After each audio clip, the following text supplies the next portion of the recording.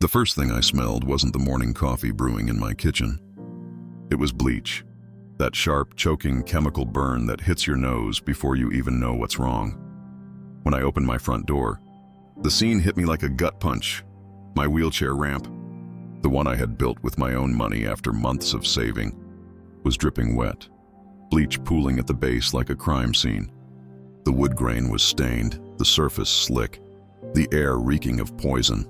And standing at the end of the driveway, arms folded, was Karen, my HOA president, smiling like she'd just solved world hunger. She didn't even flinch as I wheeled out, coughing, trying not to slip on the ramp I needed just to leave my house.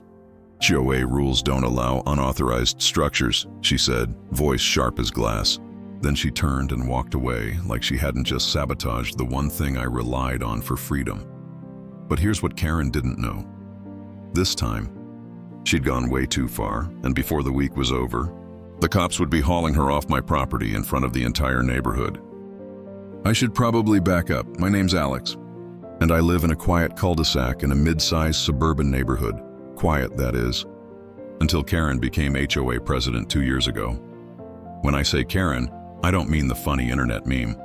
I mean a real person, mid-50s, bob haircut sharp enough to slice bread, and a voice that could strip paint off a wall. She wore oversized sunglasses like armor, carried a clipboard everywhere, and treated HOA bylaws like the 10 Commandments. For most people, her crusades were annoying but survivable. A nasty note about leaving a trash bin out an extra day, a $50 fine for not trimming hedges to regulation height, petty stuff. But for me, it was different. You see, 3 years ago, I was in a car accident that left me partially paralyzed. I can still stand for short periods, but I rely heavily on my wheelchair to move around safely. Independence became my lifeline, and the ramp I built in front of my house was everything.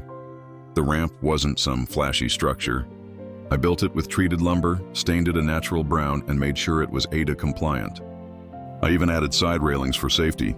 My neighbor Tom helped me on weekends, and by the time it was done, it looked neat, professional, and most importantly, functional. But the first HOA meeting after the ramp went up, Karen pounced. She slammed her clipboard on the table and announced, "This neighborhood has design standards, and unauthorized modifications are not permitted. Driveways, porches, and front-facing structures must match the community aesthetic." I raised my hand. "Karen, it's a wheelchair ramp. I literally can't get in and out of my house without it." She smirked, tapped her pen, and said, "That sounds like a personal problem."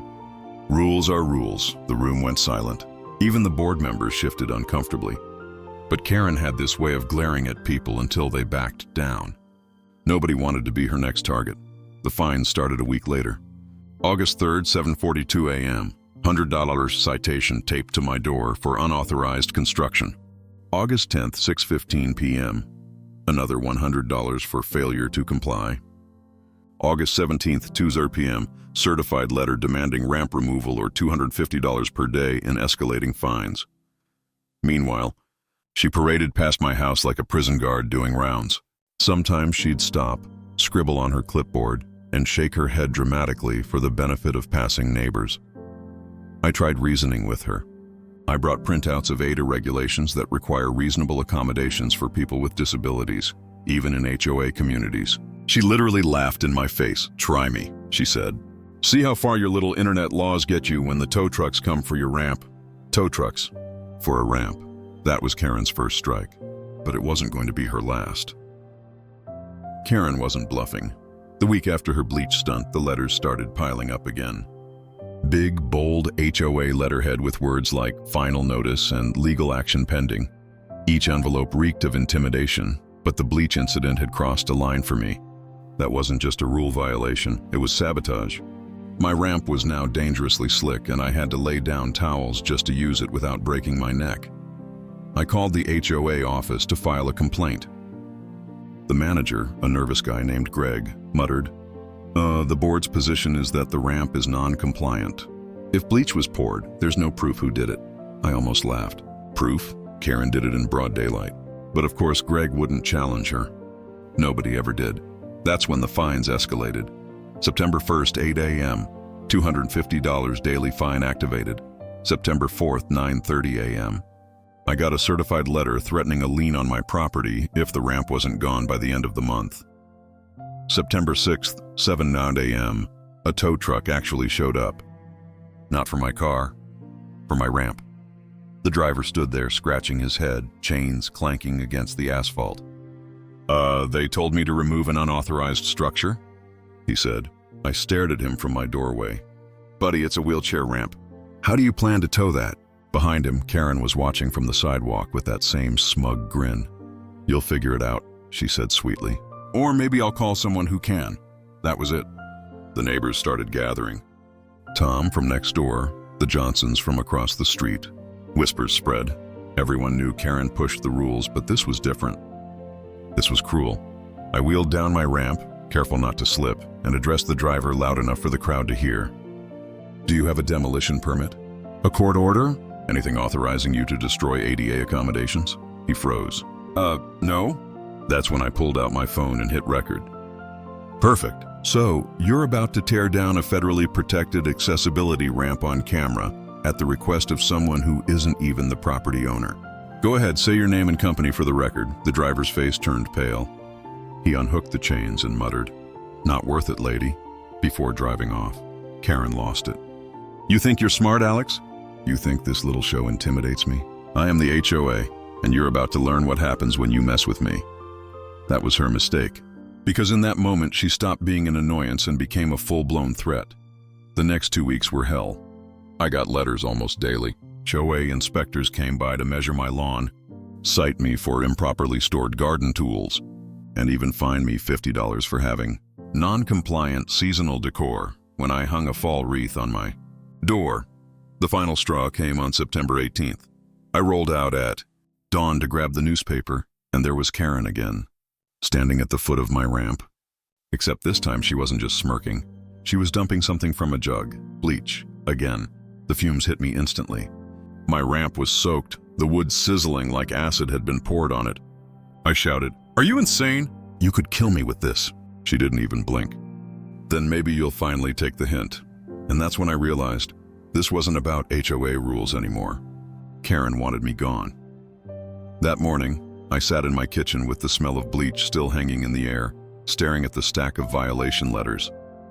Something inside me snapped. Enough was enough. And that's when I decided it was time to fight fire with fire. But not with bleach. With something Karen had no defense against. The law. I knew I couldn't win this battle by yelling louder than Karen. She thrived on drama. But the one thing she couldn't control was the law. So I started my own quiet war. The first step was documentation.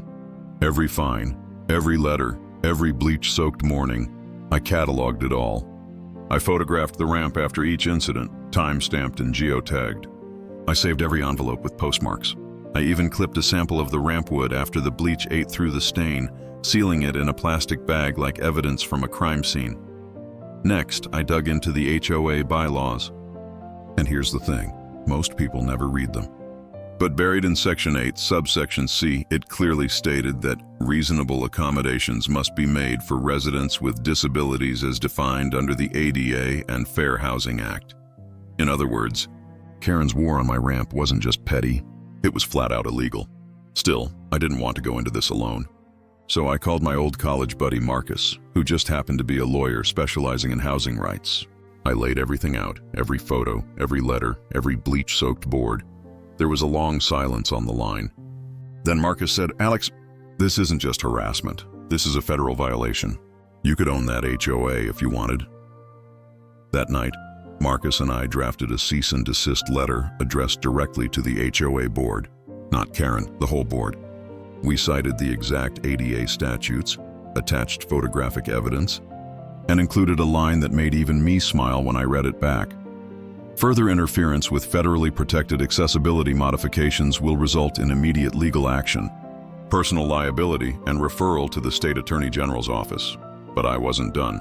I also filed a police report for property damage and reckless endangerment. When the officer asked who I suspected, I handed him a USB drive with the footage from my new motion sensor camera, installed discreetly on my porch after the first bleach attack. On the screen, Karen, in broad daylight, dumping bleach with one hand while balancing her ever-present clipboard in the other. The officer raised his eyebrows. Well, that's pretty clear. For 2 weeks I kept quiet. Karen kept circling my house, clipboard in hand, probably wondering why I hadn't folded under the pressure. She still slipped notes under my door, still huffed at board meetings about non-compliant structures. She had no idea the walls were closing in. Behind the scenes, Marcus was in touch with the State Housing Authority, the police department, and even a local news reporter who specialized in HOA horror stories. Every night I'd sit at my desk surrounded by files, letters and copies of Karen's handiwork, feeling like some kind of suburban secret agent. The best part, she had no clue. But I'll admit, there were close calls. One afternoon, I slipped into the HOA office under the pretense of reviewing my file. While Greg the manager fumbled for paperwork, I quietly scanned in the original bylaws and sent them to Marcus. My heart raced the whole time. If Karen had walked in, it would have been game over. By the end of September, the trap was ready. Police report filed, legal case prepped, media contact briefed. Now all I had to do was wait, and it didn't take long.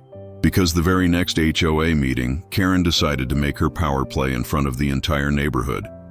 Without realizing, I was about to flip the script in a way she'd never forget.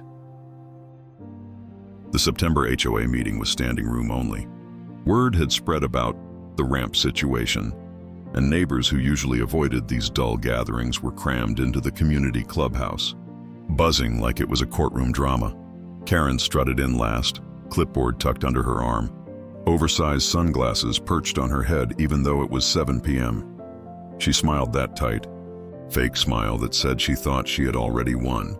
"Order, please," she said, tapping her pen against the table like a gavel. "We have a pressing matter to resolve tonight. The issue of Mr. Alex's unauthorized structure." Dozens of heads turned toward me. I wheeled forward, calm, steady. Inside, my chest was pounding, but outwardly, I made sure to look unbothered. Karen launched into her monologue. "This ramp has been in violation for months. Despite repeated warnings, fines, and removal orders, it still stands. It disrupts community aesthetics and sets a dangerous precedent. If we allow one person to break the rules, what's next? Pink houses? Farm animals? We cannot have chaos." A murmur rippled through the crowd. Some nodded, but most exchanged uneasy glances.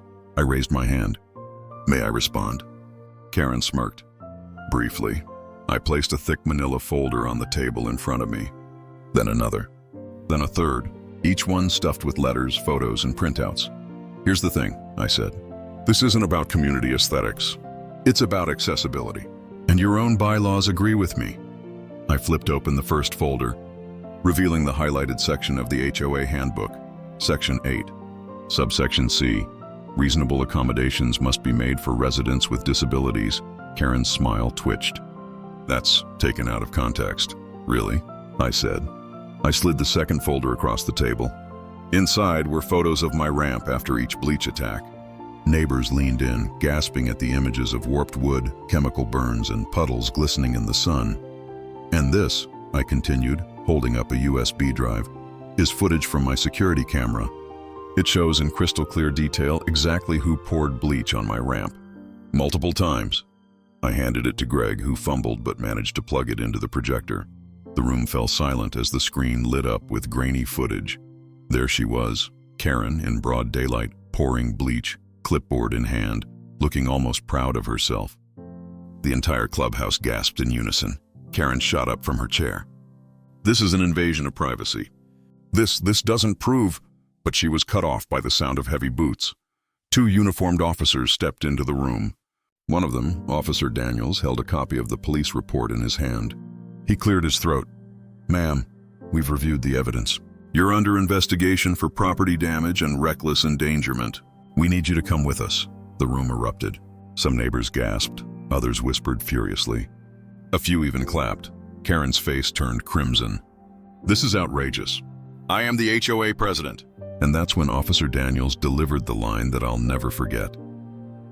"Ma'am, tonight you're just another suspect." The officers stepped forward, gently but firmly taking Karen by the arms. She sputtered, tried to twist free, even called out, "You'll all regret this!" But it was over. The neighbors watched in stunned silence as Karen was escorted out of the clubhouse, her clipboard clattering to the floor. I picked it up, tapped it against the table, and said, "Guess the rules really do apply to everyone." For the first time in months, the room broke into genuine applause. But that was just the beginning. Because Karen's downfall didn't end with one dramatic arrest. It sent shockwaves through the entire HOA. The neighborhood felt different after that night. For months, Karen's voice had been the loudest, sharpest sound on our street. Her shrill warnings, her clipped threats, the constant scrape of her pen against that cursed clipboard. But after the cops escorted her out of the clubhouse, there was silence. The very next week, the HOA board voted unanimously to suspend her presidency pending investigation. Greg, the manager who'd always looked like he was one eye twitch away from a breakdown, actually exhaled for the first time in years. "Honestly," he whispered to me, "we were all waiting for someone to stand up to her. The fines against me were wiped clean." The board even issued a written apology, which I framed, not out of pride, but as proof that sometimes the little guy can win. Karen, meanwhile, didn't get off easy. She was hit with misdemeanor charges for vandalism and reckless endangerment. Nothing that would send her to prison, but enough to leave her with fines, community service, and a record she couldn't just hide behind sunglasses and a smirk. The ramp? It's still standing, stronger than ever. I even resealed it with a weatherproof stain. Neighbors pitched in this time, brushes in hand, like we were baptizing it in solidarity. For the first time in years, I felt the neighborhood pull together. People waved again. Kids played outside without fear of being written up. Even the HOA meetings turned into normal discussions instead of power struggles. But here's the thing about people like Karen. They don't just disappear. They lick their wounds, they plot, and they wait. And as I sat on my porch one cool October evening, the air crisp and quiet, I noticed something on my doorstep, a note. No envelope, just 5 words scrawled in sharp, angry handwriting. "This isn't over. K, the bleach may have been washed away, but the war? The war was only beginning."